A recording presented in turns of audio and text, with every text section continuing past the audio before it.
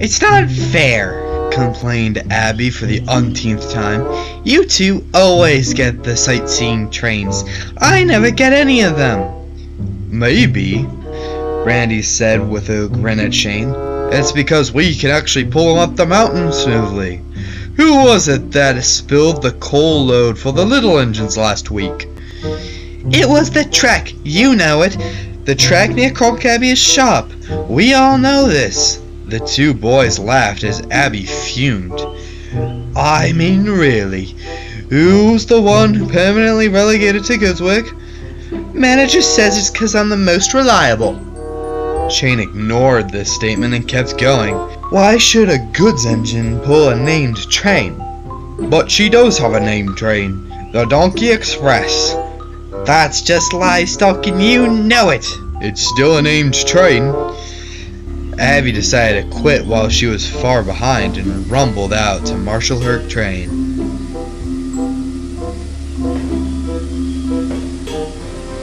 The special train the electric engines were discussing was the Mountaineer, a special passenger train that went up the line very slowly, showing tourists the beautiful sights of the mountains. It's a seasonal run, only operational in the autumn months. Shane and Randy take turns with the trains to better fit it in their schedule. They are both mixed traffic engines, although Shane does more passenger work than Randy does.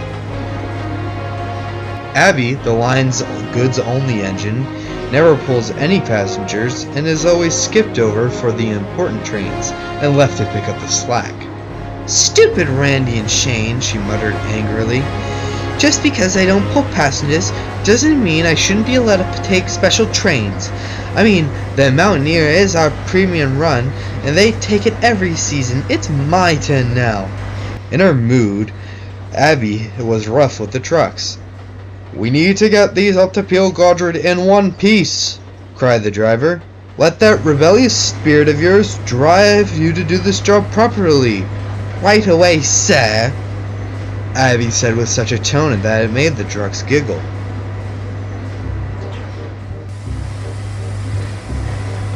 Later that day, Abby was tidying up the yards at the junction when she was rudely interrupted.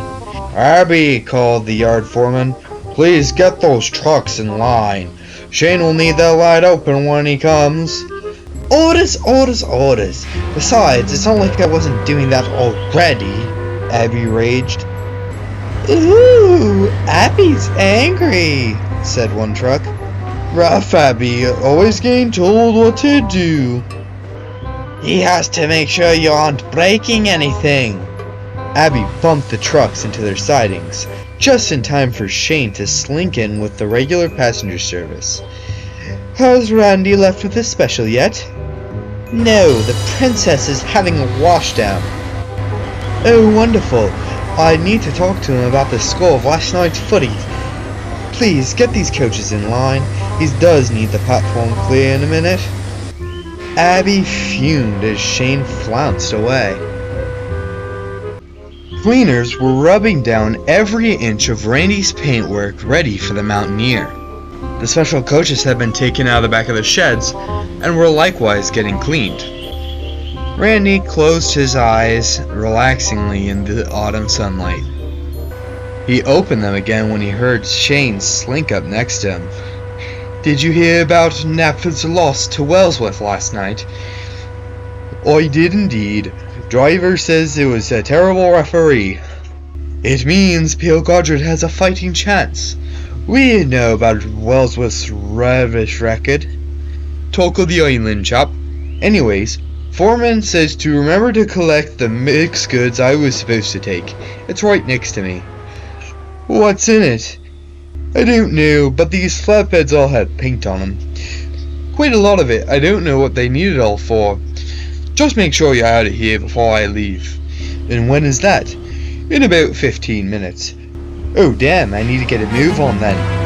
No one quite knows what happened next. Shane claims the paint wasn't secured properly. Randy says Shane was just being clumsy.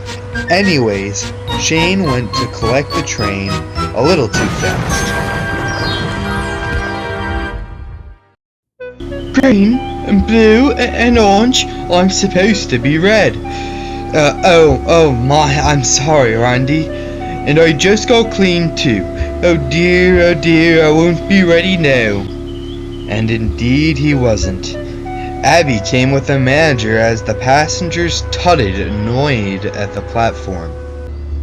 Of course this happens right before an important train. Jane, marshal the remainder of the trucks and get them up the mountain on the double. Take Abby's too. It's bound for the lumberyard.